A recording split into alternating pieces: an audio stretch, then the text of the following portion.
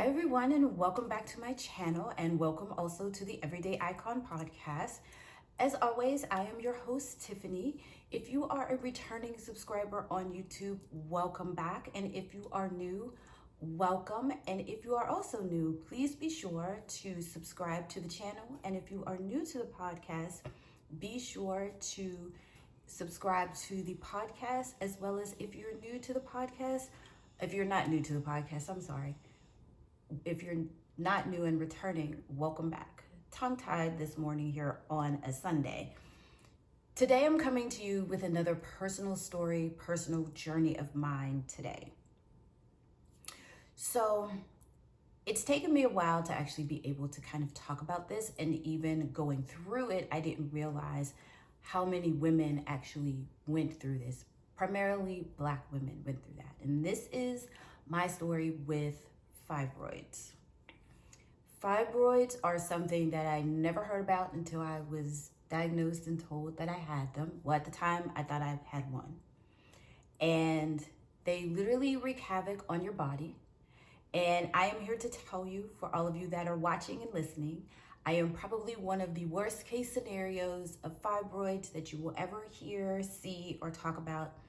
So I feel that it is my duty, and it is important for me to share my journey with you, so that you, if you are ever at any point in time diagnosed with them or feel that you may have them, please be sure to talk to your doctor or find a doctor that will be able to help and assist you. And do not, and I can't stress this enough, please do not be like me and wait years and years and finally have something done about it. But there's also a reason with that too, but I'll get into that as we talk about the story. So what is and what are fibroids? So let's just start there with the basics. So they are non-cancerous tumors that develop in or around the uterus, and they are not life-threatening, but they can be.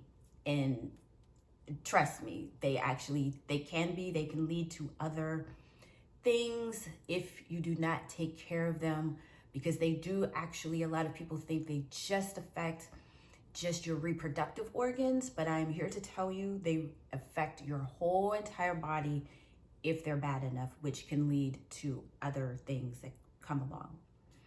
So some common symptoms that I actually also dealt with are heavy or prolonged menstrual cycles, anemia, pain during intercourse, frequent urination, and that's going to be depending on the size, cramping, and an enlarged belly. And from that, I can definitely say I experienced all of those, every single last one of them. Now, here is the staggering thing that I found, which I'm learning as I went through the process and went through the journey, that it is estimated, and I got this from the USA Fibroid Center website, and I'll be sure to put that link in my description box below. It is estimated that 80 to 90% of Black women will develop them by the age of 50. So I will repeat that again. It is estimated that 80 to 90% of Black women will develop them by the age of 50. We are at higher numbers to require blood transfusions, have a larger or greater number of fibroids, be hospitalized because of fibroids, and we have to get them treated surgically. I've been through all of those, and I will also add on there as well iron infusions on top of that as well. So let's run through also the common treatments that we have. There is medication, the medication that will actually put you into menopause so that it could stop the growth. You have birth control to regulate your cycles. You have a myomectomy. You have the UFE, which is uterine fibroid embolization. You can have a hysterectomy, and you can have them removed laparoscopically. And there's two types. There is the and I'm pronouncing this wrong, laparoscopic hysterectomy or your traditional hysterectomy. So let's talk about me in all of this. And everything that I just mentioned to you, I've been through all of them. And then I will tell you the treatment that I had to finally get to have and take care of them. So I was diagnosed in September 2011. And at the time, I had been losing a lot of weight. I was very pale and losing a lot of weight, but not realizing that I was losing blood. So that is why I was very pale. I chalked it up because at the time, my mother was in her final stages of ovarian cancer, and she passed away that April. I was diagnosed that September.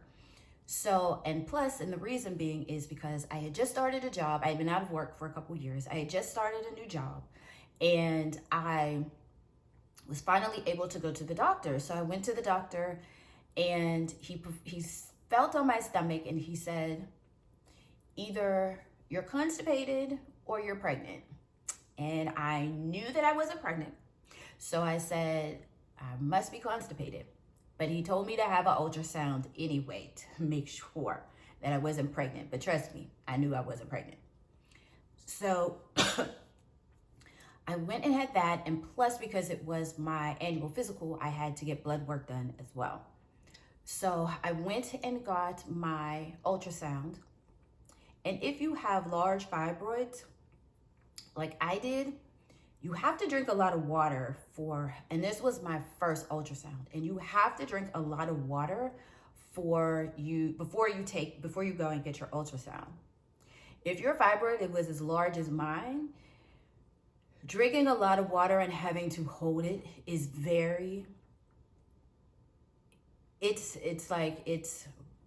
I can't describe it. It's very hard and it's very painful.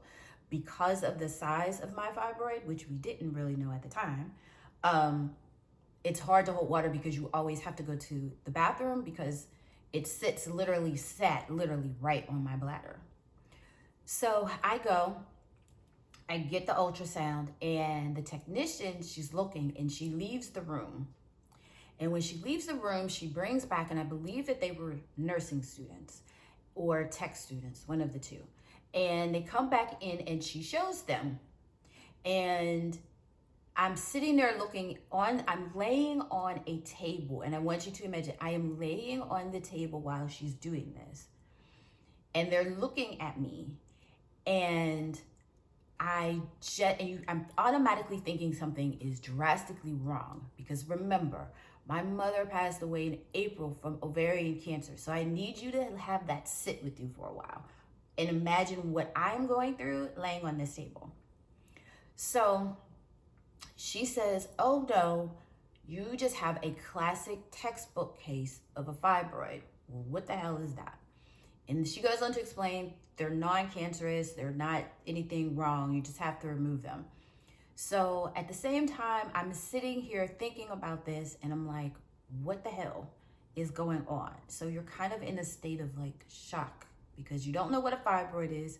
You don't know, they're saying that it's not bad, but I'm still dealing with the fact that, listen, my mom passed from ovarian cancer almost about 6 months prior, and I'm laying on this table and you're saying, oh, it's nothing to worry about. So as I'm leaving, she says, yes, you can have it removed, but it's going to have to be a hysterectomy. And when I mean hysterectomy, a traditional hysterectomy. So I'm thinking to myself, yeah, no, because I'm in my mid-30s at this point. And I'm like, yeah, no, that's not an option. So then after that, I get a call from a doctor's office because they had got their blood work. I got my blood work back, I think a day or two after. And I was at a friend's house, and the nurse called and she said, hey, the doctor needs you to go and either come directly here, or he needs you to go to the ER because your blood level is a 3 and you need a blood transfusion. What?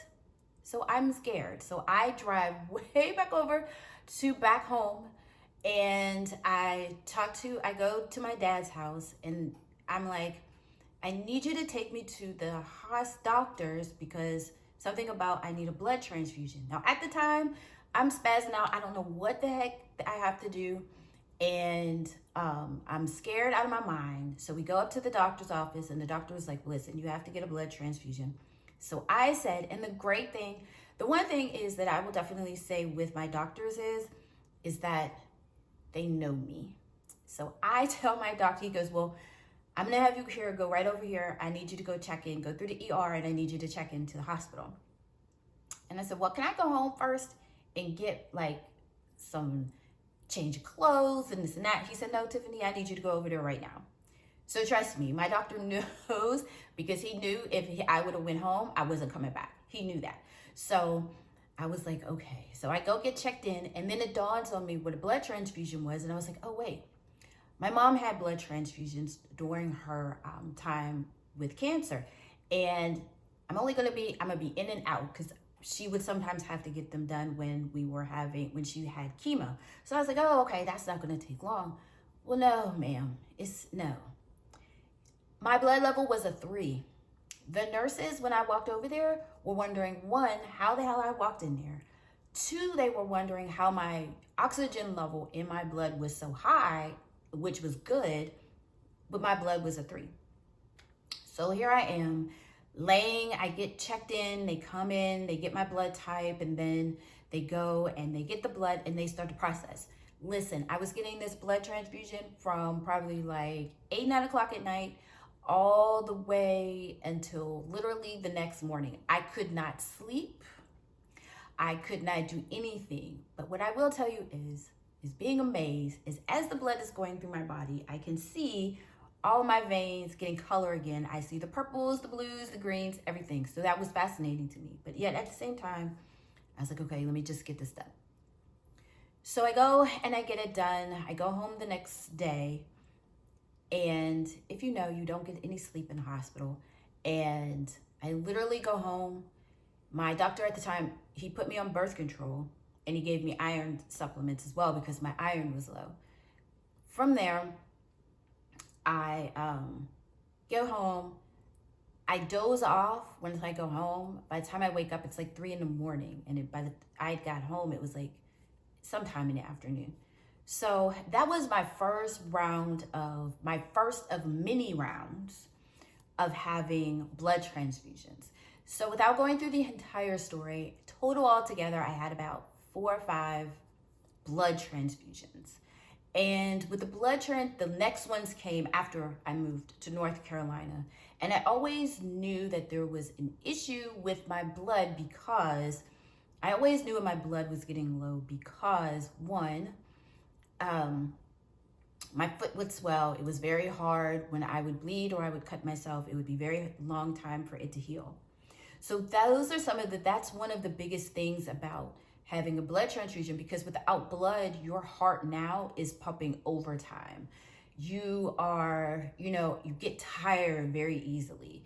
My foot would literally swell up so big, and I would literally have to lay down and just relax.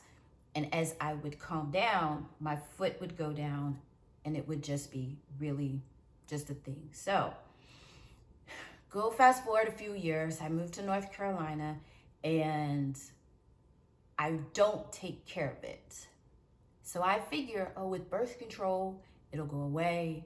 It won't do anything, they'll stop, whatever. Nope, wrong. They bleed. They kept coming because they feed off of your blood.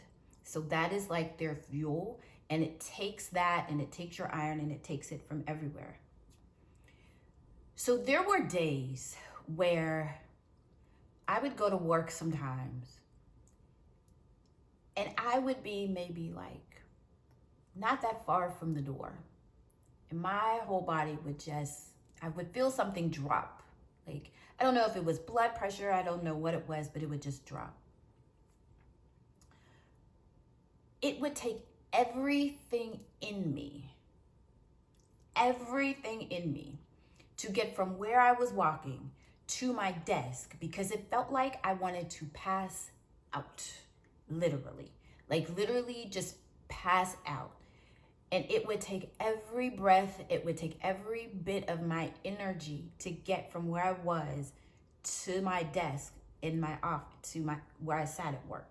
And when I would get into the elevator, I would always try to get into the corner or to the back because I couldn't stand up on my own. Like, I literally had to like conserve enough energy on this elevator ride to get off the elevator and walk to my desk. And I would get there, I would sit down, and it would just be like, okay, Tiffany, you just need to get yourself together long enough so you could get something to eat, so you could get something in your system so that you can begin to feel better. And it would pass over, it would slowly pass over time. Then I would get something to eat, and then I would be able to go about my day. So eventually, I had to get 2 more blood transfusions. I think 2. Yeah, I believe about 2 blood transfusions during that time.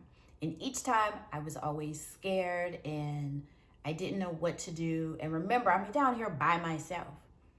One of the things that a lot of us do and a lot of people really don't understand is even though you have people, it is very hard to talk about fibroid because we don't talk about anything in this, any type of reproductive issues that we may have as Black women, is we don't talk about it a lot. So even though, from me having fibroids, I also find out that people have, I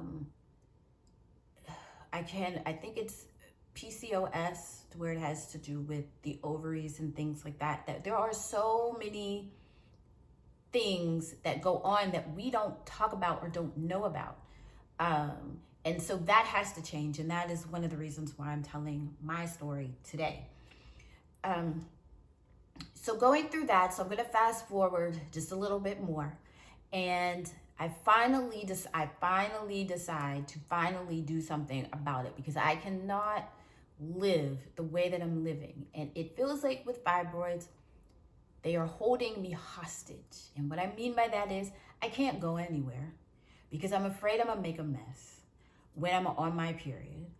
I have bladder leakage. I wore pads every single day for about 7 years before I got my surgery. Every day. If I wasn't in a traditional maxi pad, I was wearing bladder leakage pads because the bladder leakage was that bad. I always had to go to the bathroom. When I was on my cycle, I was changing. I had to, especially at work, I had to change every hour on the hour. And when I would get up, I would pray, literally pray that the waterfall wouldn't come down to where I would just have to go home. I couldn't go anywhere. I can't wear certain clothes, not to mention how my stomach looked, because there were times when people thought that I was literally pregnant. And I would have to say, no, I'm not pregnant. Because at that point, I probably couldn't even get pregnant. So I finally made the decision to talk to my doctor and have a conversation about it. Having a conversation with her, and how we really had the conversation is that my iron levels were so low. It was a 2. And I said, okay, now I have to do something about it. And they could not operate on me until my blood was a 10, and it didn't matter. And when I went to the hematologist, he told me, he said, it doesn't matter how many blood transfusions you have because it's always going to drop because you're missing the iron. It's like putting a Band-Aid on it. So we have to, 1, pump your body with iron, and 2, it'll help level it out once you, it'll start leveling out your blood levels so you won't lose as much and all that jazz. So I said, okay. From that, I literally would have to sit in a room. I would have to go in monthly, and I would have to get iron infusions, and I would have to get B12 shots as well, because my B12 was, I think, non-existent at the time. And my iron was almost, might as well say, non-existent at the time too. I even went to a fertility doctor just to check and see, what my egg count was, because at the time it was like, okay, still can have kids, but not sure. And they tested, and everything, and they literally go over everything of all the different options you have for fertility. They go over, but the biggest thing was how many eggs you had. And as you get older, your eggs lessen. So from that, I decided to, I took all of that information and I had to make a decision. I had to make a decision of, do I want to have kids, and am I willing to let that go? Because you have to let that go of having children. And at the time, I was about 40. I was in my 40s. I don't think I was 45 yet, but I'm 48 now. So no, it wasn't 45. I was about 44, 43, 44 at the time. So I'm sitting there and I have to make this decision. And I have to make a decision of, I'm going to have to be okay with letting that go. That was a hard decision. But then I had to look at it this way. Even if I was to make the decision of having kids and to preserve that, I wasn't good to take care of anybody because I had to save my life first. And that is literally, at that point, that is how I had to look at it. I had to look at taking care of my fibroids is saving my life, because couldn't go on having blood transfusions and iron transfusions all the time. I could not go on with being held hostage and not being able to enjoy life. I was always in a constant state of, my emotions were all over the place and my hormones were all over the place. My hair was shedding really bad. I lost my edges and all of that stuff. I looked pale because my blood and everything. I was dealing with, I couldn't wear something as simple as wearing shoes and cute clothes because I had a bulging belly because the fibroids were so big. It made me look like I was pregnant. My feet would swell as soon as I stood up or started walking, and I had to hide that. I had to save my own life. And sometimes you have to make tough decisions for yourself. So my surgeon, the OBGYN, she provided me with Provera, which is like the sister drug to Depo-Provera, which I think somehow that had something to do with it as well, because I was on that years before. I remember going out to dinner with friends, and I remember when we were leaving, before I was leaving, I started to spot. So I said, you know what, let me put something on to protect, let me put a bigger pad on to protect myself, just in case. When we got up to leave, when I tell you the waterfall just came gushing out, when we were leaving the restaurant, I had to literally run to my car after we took a picture. I had to get in my car because I already knew my dress was gone. I knew it was soaked, whatever. I'm in my car driving, trying to take off my shoes so I could drive faster, so I could drive better. I get home. I also had to sit in my car. I always had to sit on pillows, not because I was short, but because I couldn't I couldn't afford to mess up my seats. The pillow was soaked. I run into the house. I go to take off my dress. It's soaking wet.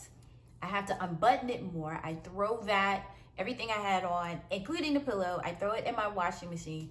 This was the first time I've had to wash something, I washed them twice. They had to go through the cycle twice. At that moment, I said, I can't do this anymore. And I went into the doctor the next day, a couple days later, and I said, we are gonna do what we have to do. At this point, the fibroid, the biggest one anyway, was up to my liver. And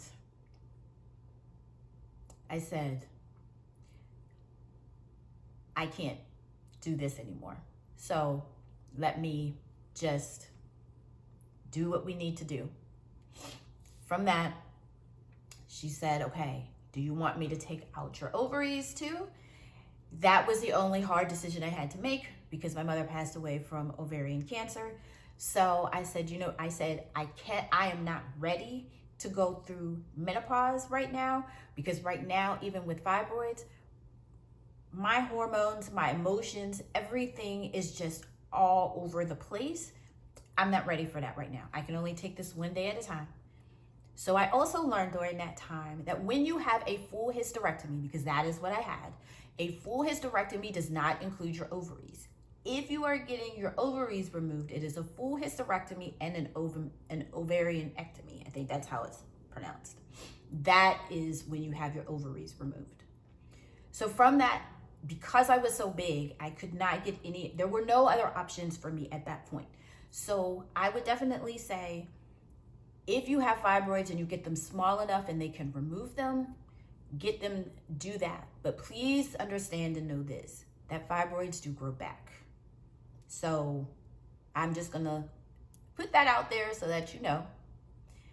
I ended up having my uterus removed, my fallopian tubes removed, and my cervix removed. She got rid of everything for me. Some people, they keep their cervix. Some people, they remove them. She just went on ahead and we removed everything from that point. From that moment, I started to feel better.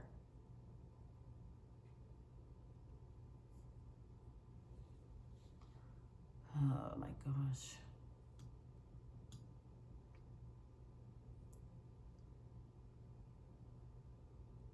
I wonder.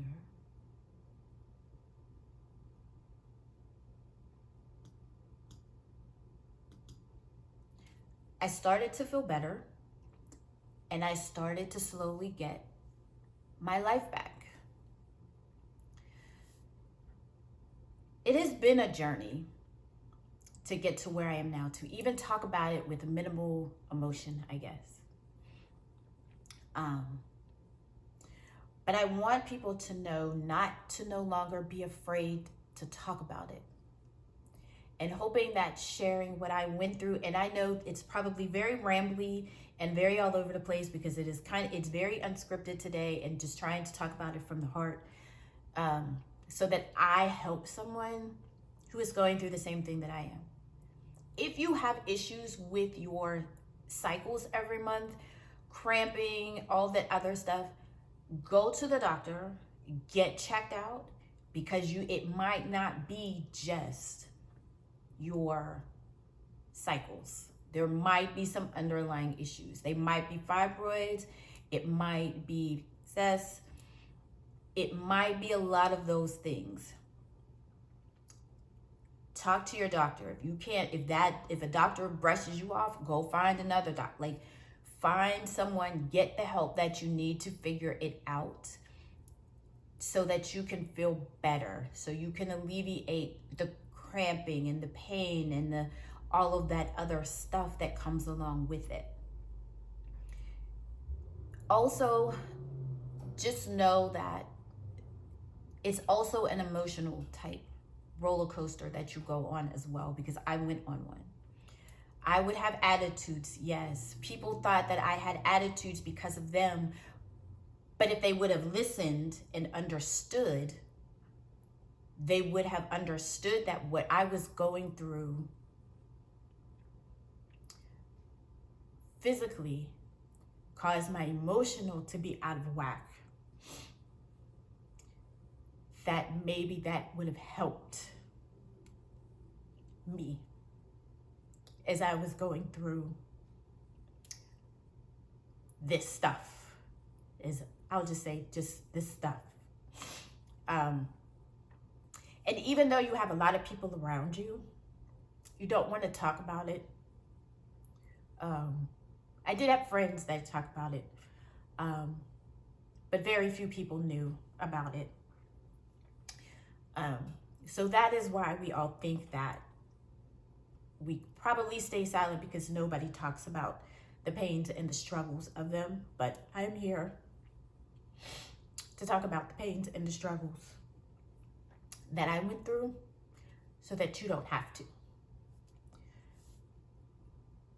if you do have struggles, find help, get the help that you need, get them taken care of. I cannot stress this enough. I know they have a lot of things about doing it naturally, doing it X, Y, and Z, but please, please, please, please, please get a doctor involved in this, because sometimes they have lots of different options with dealing with them and removing them surgically. For me, that was the only viable option at that point, was to have the hysterectomy.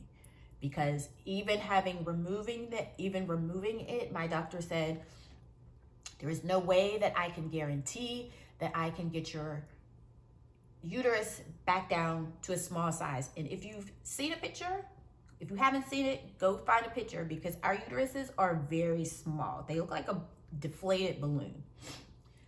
My uterus was probably it had been so long, they're so big for so long, there was probably no way for her to get it back down to a normal size. So I just said, take it. So I hope that this has helped someone who is going through it, who has gone through it, or who will go through it at some point. And the only thing that I can say is just get the support that you need sooner rather than later. And don't prolong taking care of them. Get them taken care of sooner rather than later, because they can take over your life, and your quality of life is not as good as it is, as I could say right now. I still have a stomach, but it's just fat now, thank God. And still trying, I have to get rid of that, of course, but they no longer have control over my body. And that is the best feeling in the world. So I hope you enjoyed today's podcast episode today. I will just leave with stay healthy, stay safe, and have an amazing rest of your week. And I'll talk to you next week in the next podcast. Bye, guys.